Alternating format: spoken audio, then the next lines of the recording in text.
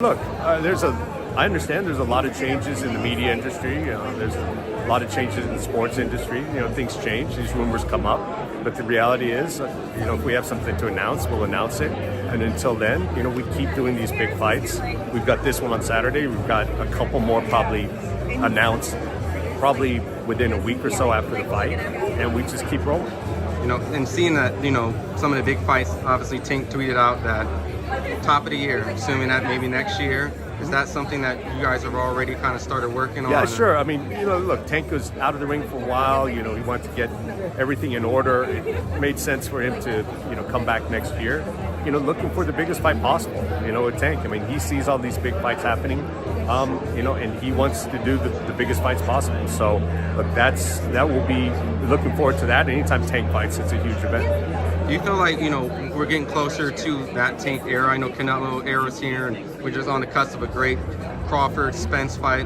But are we starting to maybe start to creep into that it's Tank's era, Tank and all that? I mean, look, there was sort of a silly debate that went on, after the Tank Ryan fight about the face of boxing. Who's the face? Is it one of the two of them? Is it Canelo? Is it somebody else? I think what everyone meant, or what a lot of people meant by the face of boxing, is really who is poised to sort of pick up with the next generation, who will be, the next face of boxing.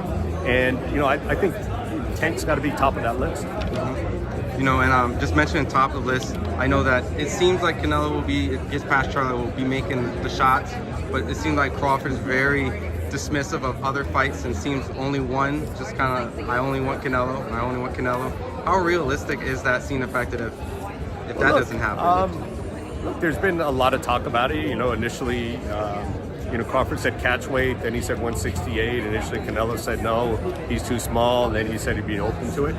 Look, there's no way to really predict until we get into the negotiation. Canelo's not really talking about anything other than this fight.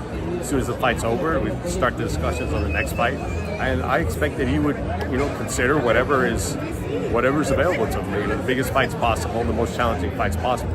If you look at what he's done throughout his career, it's been taking the most difficult fights whenever he can. And my last couple questions, in regards of just going back to the big fights, Devin's going to be fighting on Matchroom, on DAZN, but he's doing the free agent moves, similar like Canelo. I think on the cusp of having that Lomachenko win, and Gervonta just being Gervonta himself.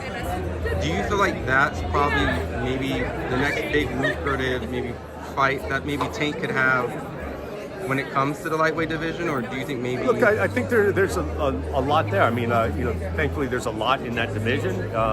Whether Haney's at 40 or 35, Shakur at 35, some of the younger guys, Frank Martin and others.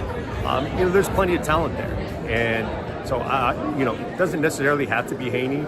I don't think 140 is Tank's preferred weight, but we'll see in the long run. But I wouldn't put any of them at the head of the line. I think he's willing to fight all of them.